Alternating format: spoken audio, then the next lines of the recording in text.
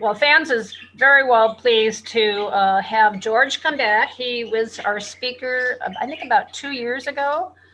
And so he's going to give us an update. Well, first of all, George is an ecologist, and he's also a professional photographer.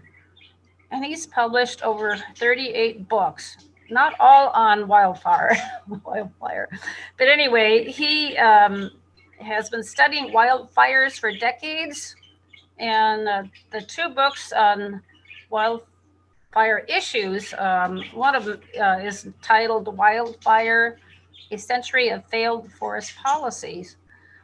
And he's traveled extensively around the western United States to view larger wildfires to try to understand how they burned, under what conditions, and what we can learn from these blazes. And he's going to give us an update on our current past fires in the Western Cascades and what it means for the future of wildfire in Oregon. So without further ado, here's George.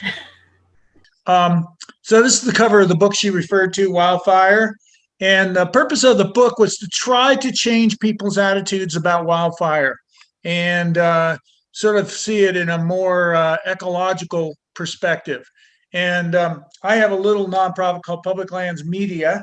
And I just put this up here so you can see my name anyway. So anyway, a lot of what I'm going to tell you is counterintuitive. What I mean is, for example, the sun circles the earth, but I can point to the sun rising in the east and setting in the west, and it would be intuitive that the sun circles the earth. It's just not true. And that's the same thing that's about a lot of stuff with fires that we hear. And many of the assumptions are not due to poor science as much as what the scientists and people are using for their information. So back about 100 years ago, it was very common to assume that the skull size indicated intelligence. And of course, men had bigger skulls. So what did people conclude? And it wasn't that they were measuring inaccurately. It was just that the assumption that skull size indicated intelligence was wrong. So I want to talk about some of those same kind of assumptions here. We have this whole paradigm, a dichotomous paradigm of good fire versus bad fire. And fire is neither good or bad in many ways. And I have two types of fires demonstrated there. The one on the left is what we would call a low severity fire, which I'll define in a minute. Basically, it doesn't kill the trees. And then you have what's called a high severity fire, like on the right, which kills the majority of the trees. And typically, a lot of people say the fire on the left is the good fire, the bad fire is the one that kills a lot of trees. And I'll try to explain why that isn't necessarily true. I would say the only bad fire is one that burns people's homes and causes death. This is the holiday fire that just burned over Labor Day, just after Labor Day weekend on the Mackenzie River. Okay, so I always want to start out with some sort of overview of what I'm going to talk about. And one of the things is we hear all the time that our forests are unhealthy due to a lack of active management. And active management is usually defined by most people that promote that as logging. But healthy forest ecosystems are created and maintained by natural events like drought, beetles, wildfire, and other influences. All the things that those people who say the forest is unhealthy due to those things, those are the things that actually keep the forest healthy. And it's important to understand that. And I'll give you some examples. Fire suppression has created dense forests outside their, quote, historic condition. And that is the reason we have large wildfires. The reason we have large wildfires, it has to do with climate and weather, which is driven now by climate change, human-caused climate change. And that's what's causing the increase in large fires.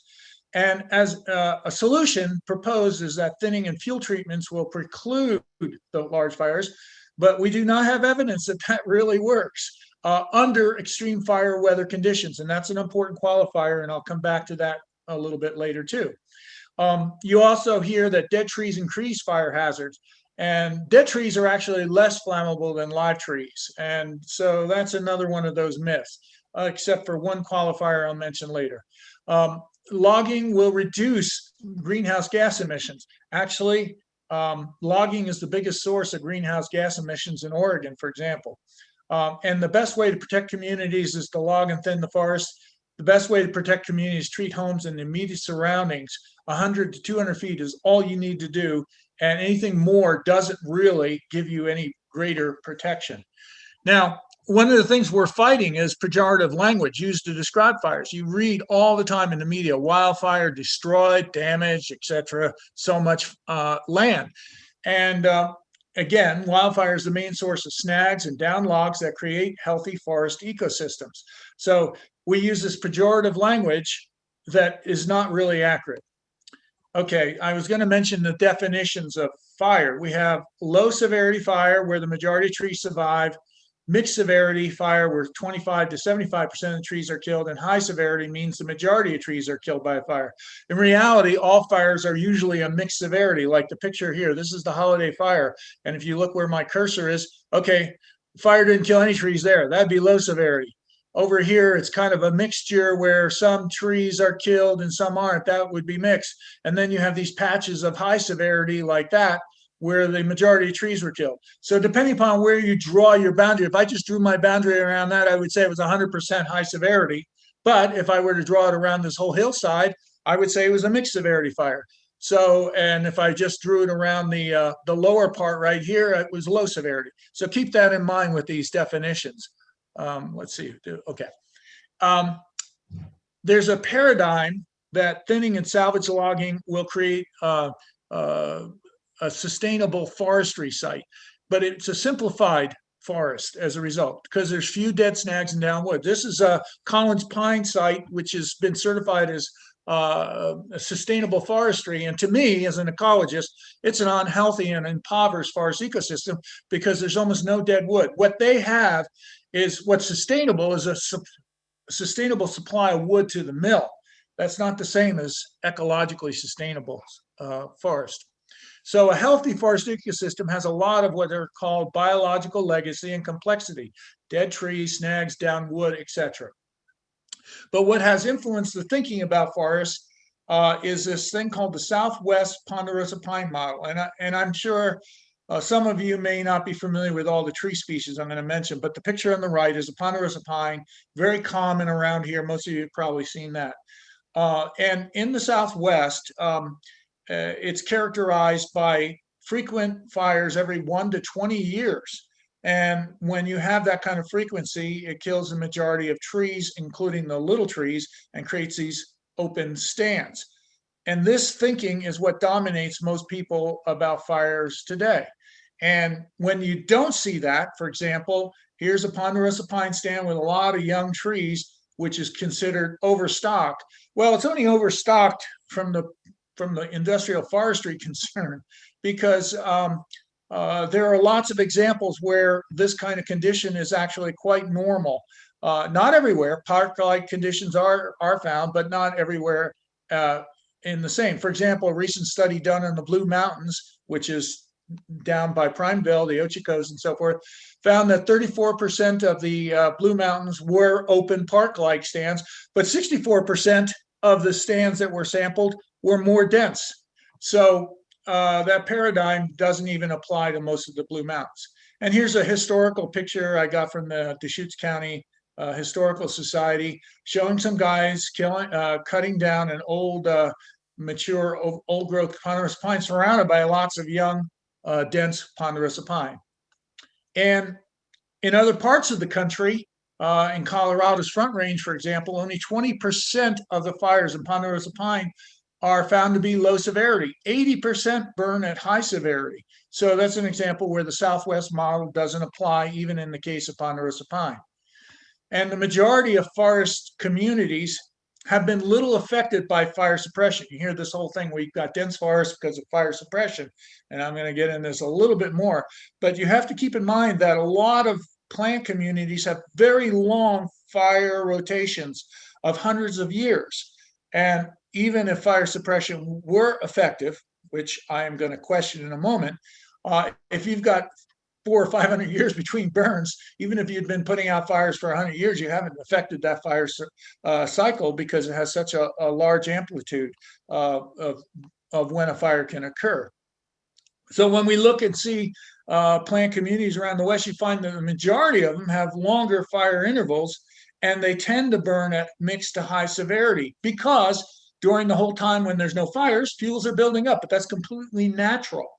And they only burn when they have the right conditions for burn. And this includes some shrub communities like chaparral and sagebrush, as well as trees like spruce forests and fir forests, etc. All right, another thing that happens is people use a graph like this to show the acreage burn is increasing and outside the historic conditions. But it's deceptive time scale because it starts in the 1970s. I call it a shifting baseline. And you can see from the graph, their fires are getting bigger over time since 1970. However, if you were to go back a little further in time, you'd find that back in the 1920s and 30s, we had as many acres burning then as we're having now. And people are saying, oh, well, this is an increase in outside the historic condition. Well, it's not outside the historic condition, depending upon what you're using as your starting point. And in the years between 1935 and 1988, when Yellowstone burned, there were no significant fire years. And this is the time when people said we had a period of successful fire suppression. I would say that what we had is a successful fire suppression due to nature, because the climate was cooler and moister during that time period. The blue there is the time period we're talking about. And you can see earlier in the 1920s and 30s, we had very significant acreage burned, about equal to what we're seeing now. And so, you know, the question is the climate the controlling factor in fires? And I would argue it is. And yet we hear this whole thing about 100 years of fire suppression. And this is back in the 1910s and 20s when guys were riding around on horses and they had shovels. And they were successful at putting out fires, supposedly. Well, at that time, 20 to 30, 40, even 50 million acres burned annually. And here's a graph showing that. And you can see 1919, 1929, 1930, 1930. And you can see it gradually in the middle decades declining. And that's when it was cooler and moister. And this is historic over time. If we go back at larger time scales, there have been a number of periods like this period in here, which was called the medieval warm spell, where large acreages burned. And then we went into the Little Ice Age and it got cooler and we had less acreage burn and so forth. And during that medieval warm spell, that's when the Pueblo Indians abandoned their dwellings. That's when Greenland was colonized by Vikings because it was warmer. So the climate influenced the human landscape quite a bit, but it also influenced fires. Another thing to keep in mind is that most fires are small. And they go out whether you suppress them or not. So Yellowstone did an experiment before 1988 when the experiment was halted. But they had 235 fires in the backcountry, and 222 burned 5 acres or less. They didn't do any suppression. They just didn't burn much. And only one fire was bigger than 1,000 acres. And every single one of them went out without any suppression. And the point being is that that's characteristic of most fires we see. We don't hear about most fires because they don't burn much. Lightning hits one tree, sets it on fire, and that's it. So if you don't have the extreme fire weather conditions, what happens? Well, fires just kind of muck around. You don't get a large fire. You have to have the extreme conditions. If fuels drove the large wildfires, the biggest fires would be in places like the Oregon Coast Range. I mean, that's where the biomass is the greatest in the West. But it doesn't burn very often there. It does under the right conditions, but it may take 500 or 1,000 years to get the right conditions. And the reason is because it's cool and moist. So here's some statistics from the Rockies. There were 56,320 fires that burned between 1980 and 2003. And 98% of the fires accounted for only 4% of the area burnt, because most of them were these fires of 1 to 5 acres and did not get very large. Of the fires that got larger, 50 of them were responsible for half of the acreage charged, and that's 0.1%. So again, the fires that we're concerned about, that people want to try to prevent, or at least protect their homes from, are the ones burning under those extreme fire conditions. And why is it important? Because most fires are of no consequence, just like most earthquakes have no consequence. So each year in Southern California, there are 10,000 earthquakes. Most of them are so small they're not felt, and only 15 to 20 are greater in magnitude than 4.0. So this is a picture on the right, is a picture of where houses had collapsed due to an earthquake. The point being that we focus on the few large earthquakes, and they are very rare events. And it's critical to understand that most of the ecological work done by fires is achieved by a very small percentage of all blazes. And so even you have people saying, well, fire is good because it does all this ecological work. Well, if we really believe that, we have to tolerate these large blazes because they're the ones that are making the difference. The other thing that's sort of counterintuitive is that the idea of low severity fires, again, those are fires that don't kill the trees, are inaccurate for most of the forests of Western North America.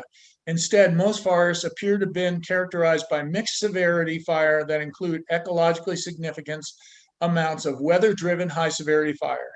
And this is one paper that I'm quoting from. The other thing to consider is how we determine fire intervals. And the common way is the use of fire scars, like you see in this picture. There's several problems that have been pointed out about this methodology, though. One is it's not random. You walk through the woods and you look for trees that have a scar. So you're not necessarily, you might have a bias right there. And then when you talk about the average fires interval, it can mask larger fire-free intervals. Like this one here has a 64 years where there was no fire. So would 50 years or so of fire suppression really be creating an abnormal situation? Well, no, it happened anyway. And finally, composite fire scars, that's where they put all these fire scars together from all the years and then they divide over 100. That reduces the years between fires. So the more scars you find, the shorter the fire interval. Anyway, what does drive the large fires is the weather conditions.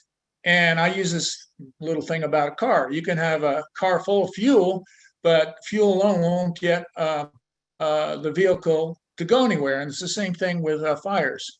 Climate, weather, not fuels, drives the large fires, and that's why fuel treatments are largely ineffective at precluding the large fires. And the ingredients are drought, low humidity, high temperatures, and wind. And the biggest factor of all is wind. Strong winds equal big fires. And wind factor is not linear, it's exponential. So here's a graph showing the difference in the burn rate and fire spread between 15 miles an hour and the bottom part here, right there, and if the wind were blowing 20 miles an hour. And you can imagine, of course, what it happens if you have a 50, 60, 70, or 100 mile an hour wind like is common in Southern California, or like we had in the Western Cascades just after Labor Day. So wind-driven fires, one of the reasons why they're impossible to stop is because they blow ahead embers that start new fires. So let's say you're a firefighter, you don't want to be in the front of that where that fire is being blown, because a fire could start behind you and blow right over your head, blow right over any bulldozer line you have or fire line or whatever, and continue the fire spread. Most fires are a mosaic, and this is a fire that was in New Mexico a number of years ago, and you can see this diversity of burn pattern. We have areas that were totally on burn, we have sort of a mixed severity and then high severity here, and that's pretty much typical of most wildfires. And a lot of that diversity has to do with the actual weather conditions at the time the fire met that spot. What I mean by that is, let's say here's a large area of high severity fire. Very likely there were gusts of wind driving it then. And then when the wind kind of died down, or maybe a ridge gets in the way, like right here, you don't have any fire killing. Maybe that's why it didn't burn very severely there. So fuel reductions may influence that when they do influence, it's usually under low to moderate fire weather. But again, under those conditions, we don't get large fires. And so we have this sort of logic that says, like in the old days, bloodletting got rid of the bad blood. If the patient lived, it was because enough blood was removed. If the patient died, not enough was removed.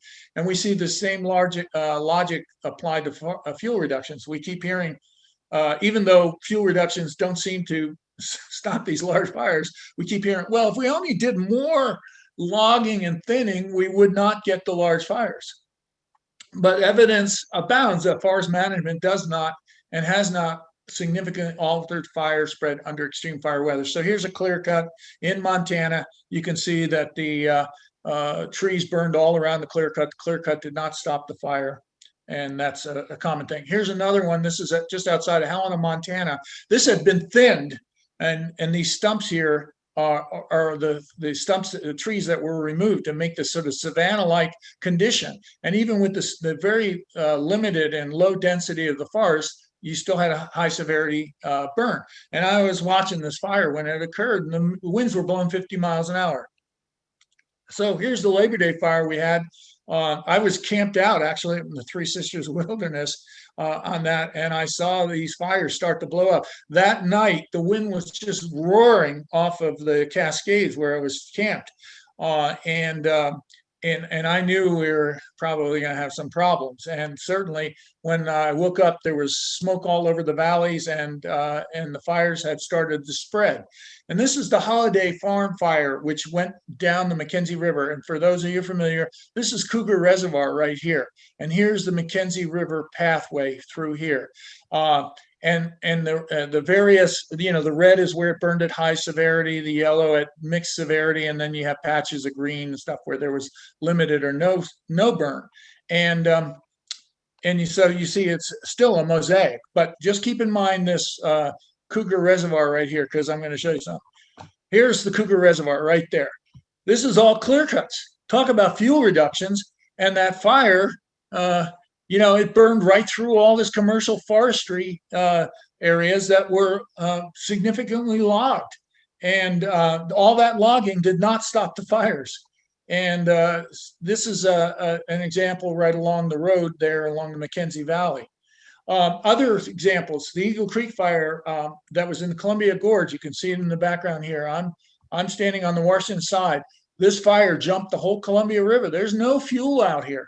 And it started the fires on the Washington side, again, because of high winds. Well, this is the Thomas fire near Santa Barbara. There were all sorts of fuel treatments around that, and it burned all the way down to the ocean. And the only thing that stopped it was the Pacific Ocean. That was a pretty good sized fire break, but nothing else was big enough to set the fire. This, major highway 101 and so forth. And you can see where the fire burned all the way down to the Pacific here. So the majority of acreage burns under extreme conditions, and this is natural. It's not an aberration. That is the way most of the acreage burns in the United States, is under extreme conditions. And yet we're being told that if we only did more fuel treatments, we could preclude such fires. But there's a lot of research. This is by fire ecologists at the Missoula Fire Lab. They say extreme environmental conditions overwhelm most fuel treatments. This included all treatments and methods, including prescribed burning and thinning.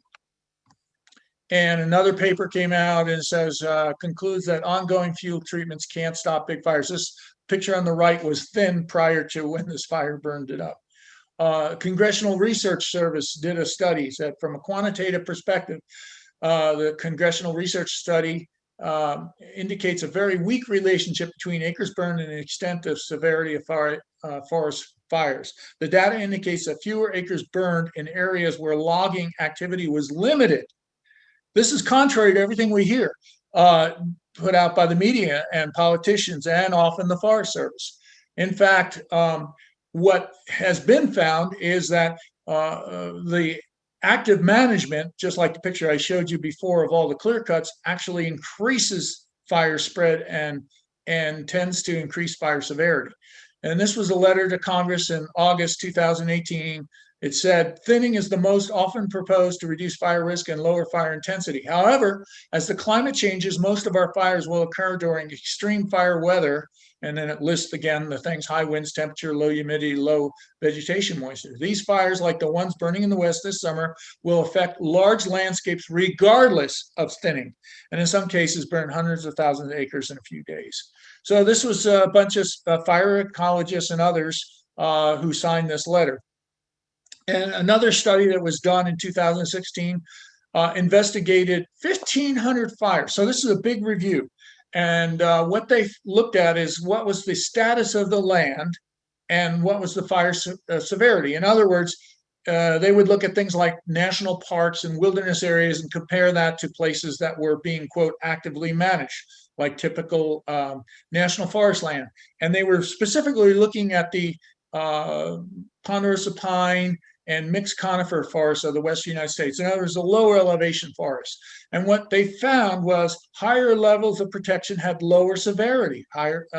They had less high severity fires, even though they had the overall highest levels of biomass and fuel. Again, the contrary to what you would hear.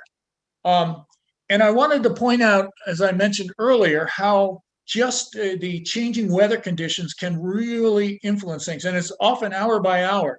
And so you have to be aware of this. So this was a fire that burned outside of Boulder, Colorado. And when the fire started, the winds were blowing 41 miles per hour. And then the winds, which is the green line, died down. And at the same time the fire started, the humidity was down to about 5%.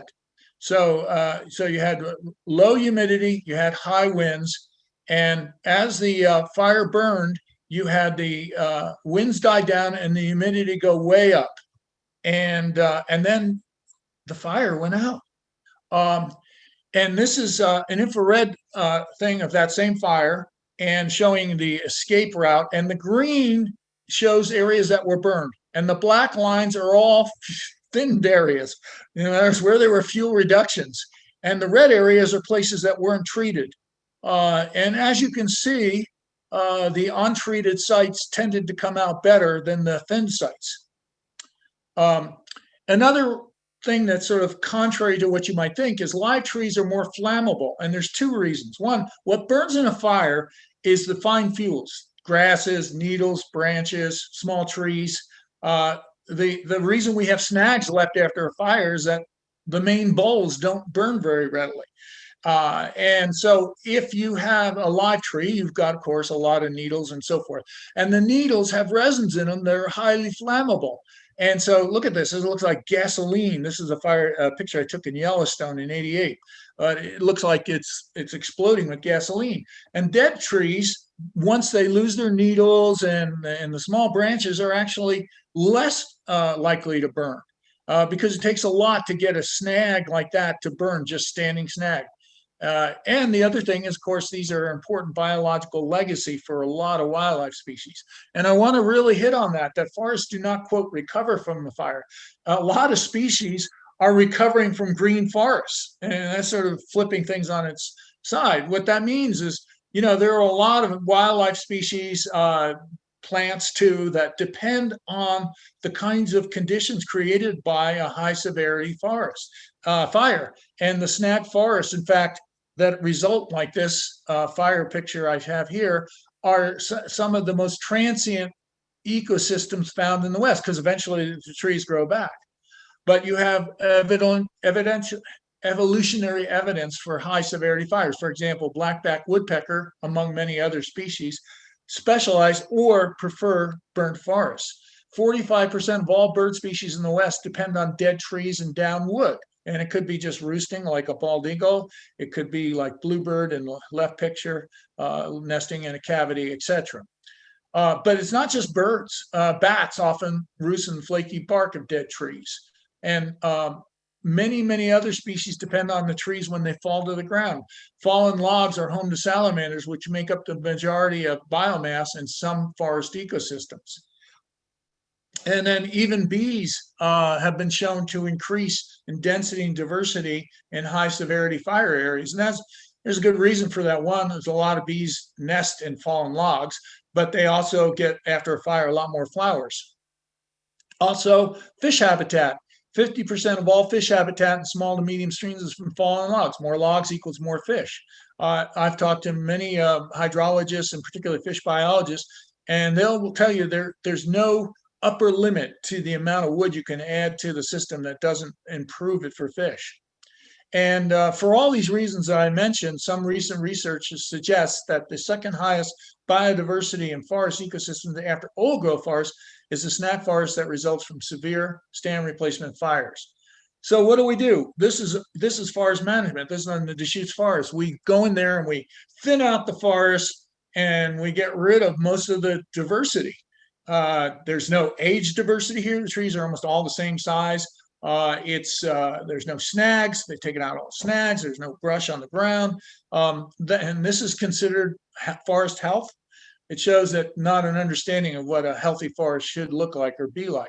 Plus, you have collateral damage from all this. For example, logging roads are a major source of sedimentation in streams, and it's different from a fire. Fire will release sediment immediately after fire, but it quickly reverses back to pre-fire conditions, whereas the roads are there for a long time and they're chronic sources of sedimentation, and they also help spread weeds, etc. There's genetic differences in our trees, and this is another thing. When we go in and thin the trees, thinking we're increasing its health and resistance, we don't know which trees have a genetic resistance to, for example, bark beetles. We don't know which ones are more resistant to drought and any other wildfire for that matter. And yet there are genetic differences. And we may be actually making the forest stands less resistant in the end.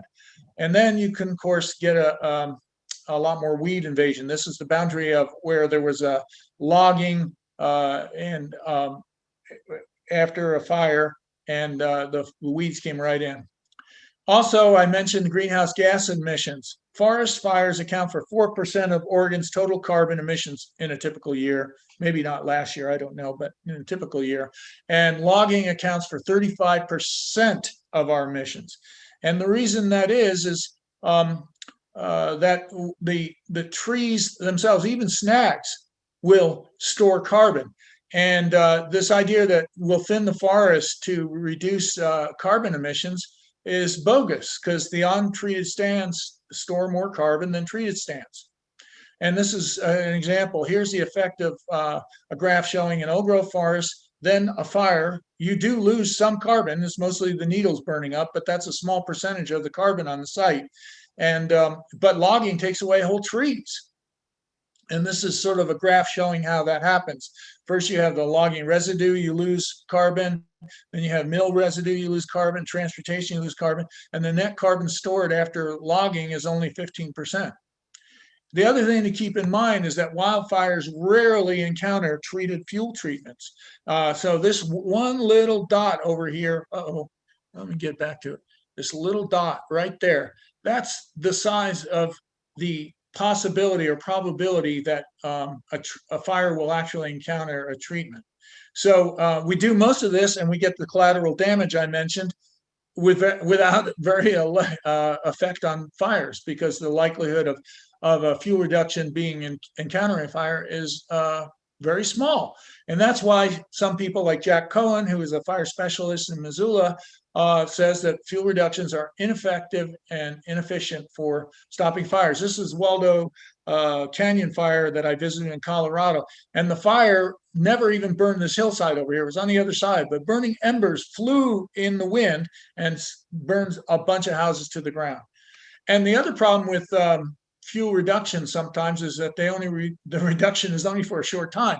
So this is here on the Deschutes forest. They did a prescribed burn here 2 years before, and now you got all this fine fuel, this grass. It's actually thinner and denser than it was prior to the fuel reduction. And you get ignition in this under windy conditions, and you've got a problem. This is a picture of the Waldo Canyon fire again in Colorado, and you see all the houses that burned down, and there's no trees anywhere near here.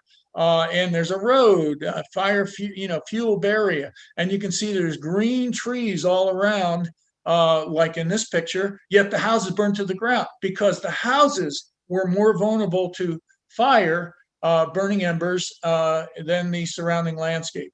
Here's a picture from Paradise, California, which burned 2 years ago, I guess it was.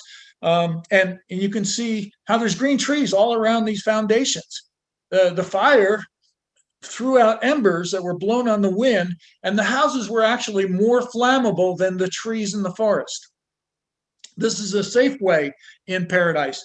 I mean, this place was totally surrounded by blacktop, no fuel. Well, we got one little tree there. But the point is that the Safeway burned down, even though there was nothing really burnable around it except for the building itself.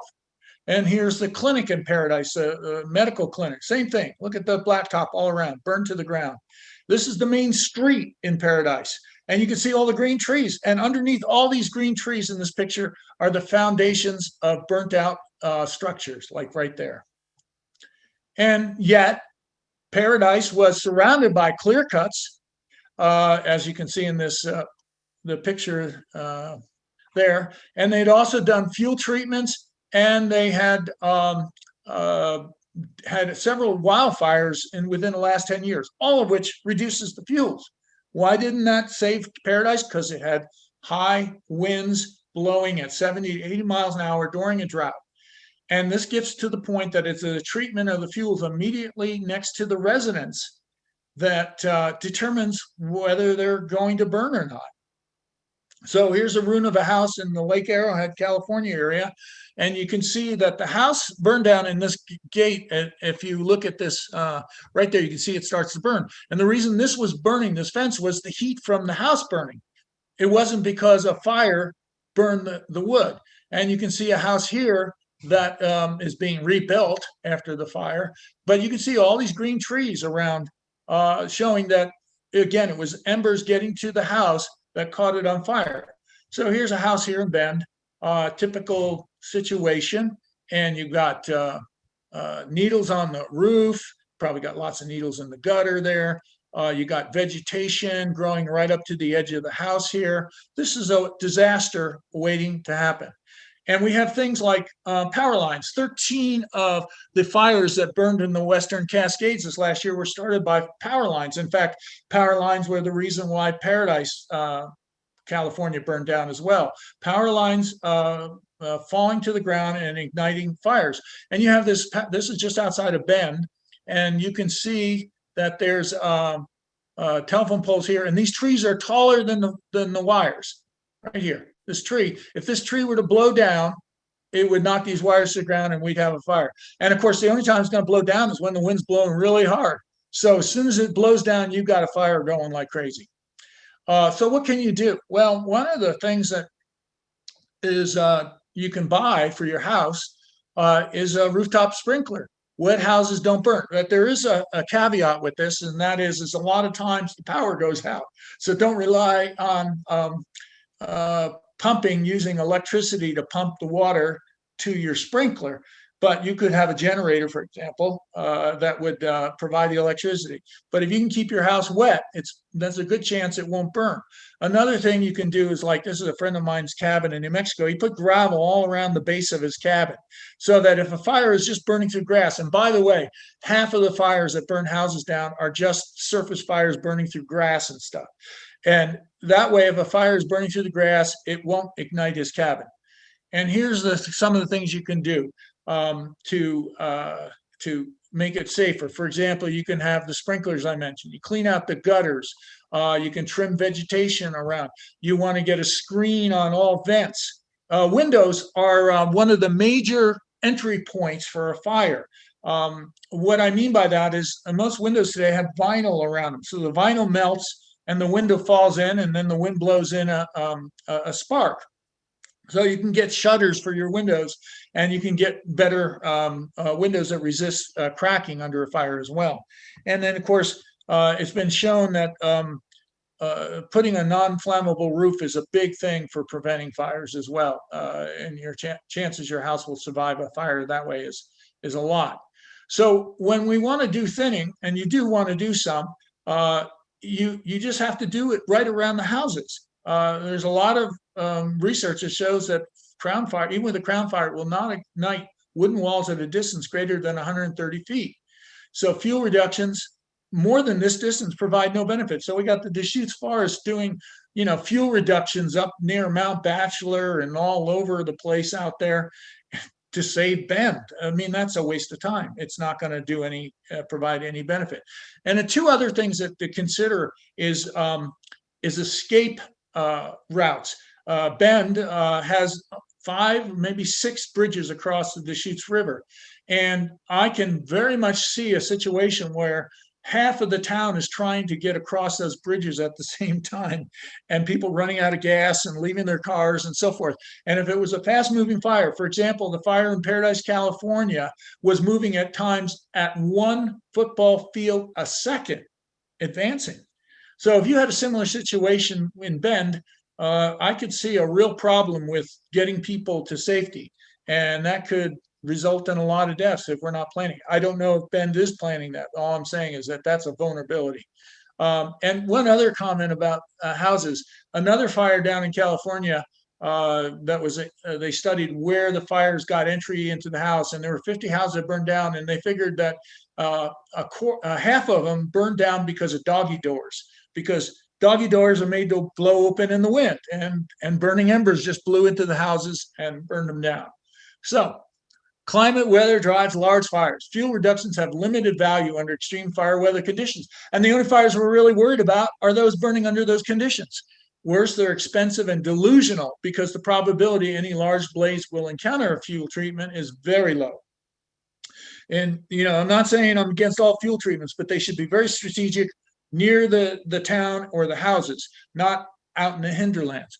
Wildfires and other natural events like bark beetles improve and invigorate ecosystems. And in particular, severe large wildfires and beetles provide the bulk of dead tree recruitment in forest ecosystems. So even if we could prevent them, I would be opposed to it because it would significantly lead to a degraded forest ecosystem and all the wildlife that depends on that. And the best way to protect communities is reduce the home flammability and zoning to prevent building and fire playing. And I've used this slide before, but we need fires to create habitat for forest elves.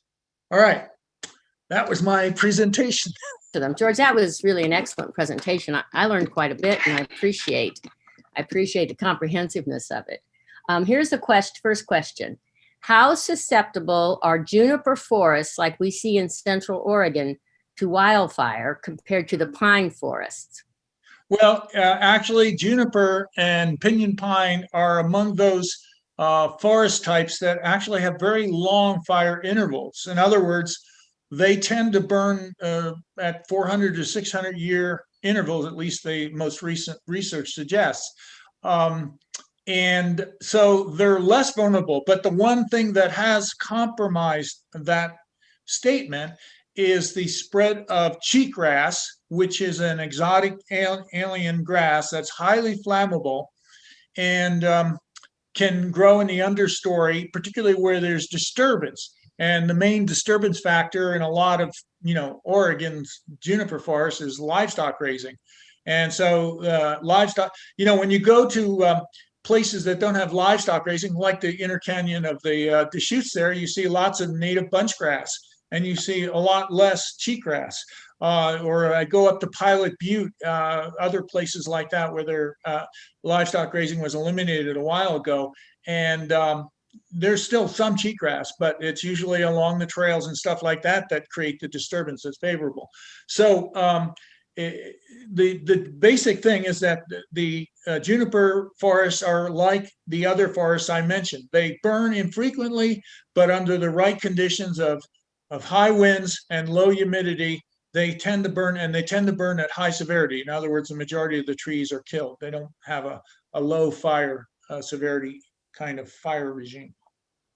Thank you. Another question. As more of the forested areas are burnt, will this reduce the risk of fire by eliminating fuels? How effective are the fuels reduction activities now being implemented? I think you maybe covered that already. Well, I will make a comment that immediately, like all these things, the timing of when a fire encounters something like a fuel reduction is important. If you do a fuel reduction and that's summer, a fire comes there, it will probably reduce the spread. The problem is, like the picture I showed you of the prescribed burn by Bend, within a couple of years, you get a lot more fuel, and it's the kind of fuel that's susceptible to fires. Fine fuels will grow back, small trees and so forth. So that is one of the problems with the the way that we've handled this is we do these things one time. The Deschutes Forest, if you ask them, they'll do a prescribed burn, but they don't ever come back. They don't have the money or the time. They're always trying to do a new one. If you were to focus that like right on the edge of Bend, and every year or every couple of years do a prescribed burn, that would help in firefighting. It would not be a natural situation necessarily, but if you're trying to save the town, you're willing to give up a little of the natural situation. But the fact is that a lot of times you get more fuel with a fuel reduction. Like when you thin, you get a lot of debris on the forest floor and so forth that can carry a fire, which is why that one study I mentioned found that protected areas where they're not doing anything had lower severity fires than the areas where there was, quote, active management. Thank you. Another question. And by the way, if you guys see the chat button below, you're welcome to type in your questions as right now, and we'll try to cover them as well. I'm covering some that were previously submitted. So use your chat to ask questions. Will a 100 to 200 foot radius fuel reduction around a home protect it in crown fires with winds over 20 miles per hour? Yes, so long as you've done the other things I mentioned. For example, you don't have anything flammable next to the house, because an ember could get there.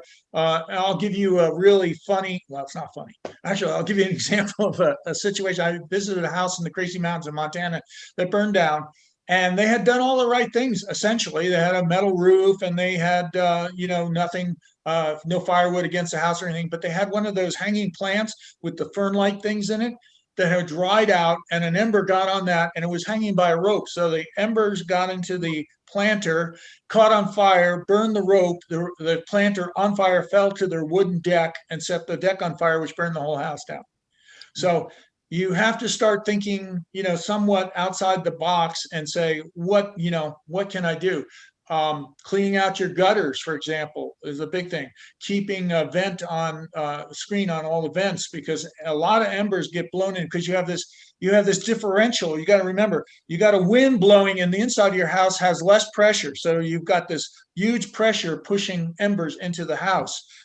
So, yes, the answer is yes with the qualifiers that you try to do everything. But if you do the right things, it's surprising what you'll survive. Okay, I have one more question. There is effort now to cut larger trees greater than 24 inches. Tell us about how old growth trees protect the forests. Well, that's the Forest Service just came out with a decision to allow logging of the larger trees. And the idea behind it is the same idea of, quote, forest health, trying to reduce the competition for water between trees, for example, and thinking that would mean more trees would survive bark beetles or drought or all the natural factors that I say contribute to a healthy forest. So the one of the things that's been found is that again, it's counterintuitive, but in a lot of these larger fires, the denser forests actually burn at lower severity.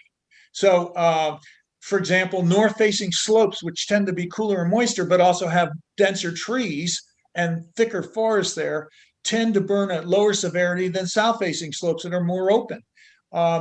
So the thinning of the forest and taking out those larger trees that provide shade, that help to retain snow cover longer, etc., are factors that actually tend to help to resist the fire, except under the extreme fire conditions like happened this fall. Okay, I have another question. What are your observations about reforestation efforts in burned forests versus natural regrow? Well, I tend to favor natural regrowth because the fires create a diversity of habitats. Some places may not regrow right away, may even stay meadows, and they may remain meadows for hundreds of years. And then at the other part of it is the natural reforestation gets trees that are genetically adapted to that spot. A lot of reforestation does not use locally produced seed sources for their reforestation. And then you also tend, a lot of times, the reason these commercial forested areas burn so severely on the west side in this last event, and it's been shown in other places, is because the density of trees they plant is actually, and they're all the same size and age, contributes to fire spread. So having a uniform stand of all the same age, having them dense, is more likely to burn than the sort of the diversity you would get under a natural condition in a lot of cases. Now, there are some forest types like lodgepole pine in the Rockies and around here that they're adapted to periodic fire, and they have cones that open after a fire and spread a lot of seeds. So you'll get a regeneration of a lot of trees dense that are the same age, and that's completely natural situation. The ironic thing about that is, of course, is that it just doesn't happen that often that you have fires in those ecosystems. So it's fine. Thank you. We have another question. What's the likelihood of having any water pressure at my house during a fire in Bend?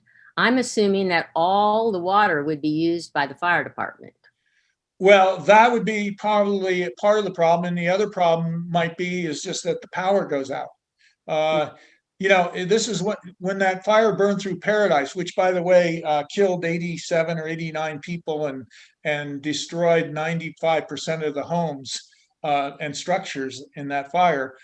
There were several problems that they had in their plan. They had a plan about fires, and one of them was that there would be water to put out fires. And a lot of the water went down because they didn't have a way to pump the water. And the power went out. The other failure thing that happened there is they were going to give evacuation notices by cell phones. Well, within the first hour, 17 cell towers went down in the fire. And so people were sitting around in their homes waiting to hear, should I evacuate or shouldn't I evacuate? And there was no way to get a message to them. So there's a lot of those kinds of things we can learn from and also be aware of. Like I live in Bend. I purposely, when I came to Bend, did not buy a house on the west side of town by the forest boundary because I was worried that I was going to get burned out eventually. Now, I want to say, we may not have those conditions for 100 years. I mean, Bend may be here for a long time without those right conditions all happening, but it could happen next summer too. And so that was one thing I did. And the other thing I've done here is I've, in my head, imagined escape routes from a fire. And I have all sorts of, back roads that I know I could get to get east.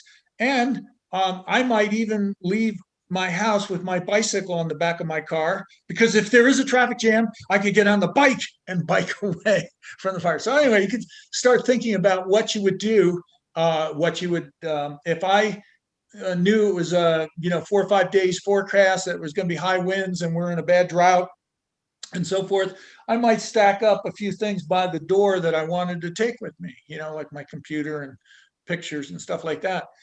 If the rest of my place burned down, I wouldn't like it, but the main thing is just to survive the fire so you don't burn up yourself. So right. Well, thank you. I'm going to give you one last question. I think it's a hard one. So, and then we're going, it's already 11:20. I know we were 20 minutes late in getting started. So I hope everybody's okay. And I do apologize for that, but I want to give George one chance at this.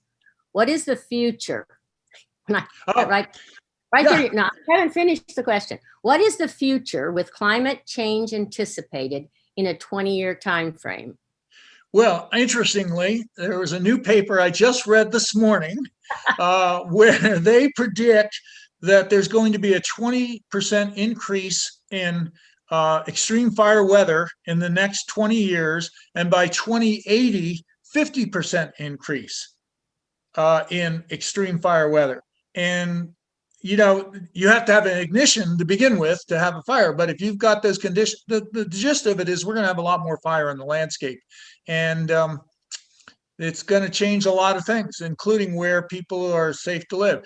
One observation I had, I spent a lot of time in Montana. That's where I moved from too. But a lot of I was thinking about the towns, the core towns of in Montana. Like I used to live in Livingston, Montana.